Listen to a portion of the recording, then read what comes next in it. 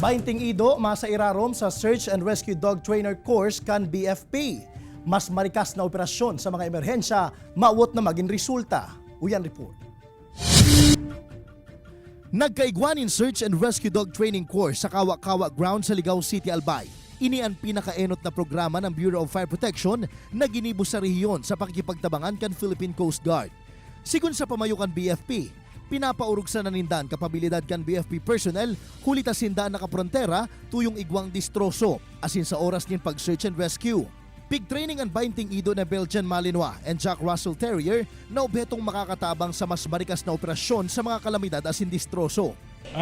Marami tayong pinaghahandang mga disasters.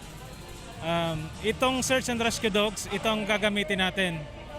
Including na yung pinaghahanda natin, the big one. Pig kumendaran man ang programa kan lokal na opisyales kan probinsya. Actually, this is an integral part on the establishment of Special Rescue Force in the city of Ligao. Ang nasambit na training, madurar nin 6 na bulan na pigpapartisiparan kan mga miyembro kan BFP gikan sa maniba-ibang probinsya kan nasyon, siring kan Romblon, Zamboanga, asin 6 na probinsya kan Bicol. Ini si Jesse Cruzat, Balitang Bicolandia.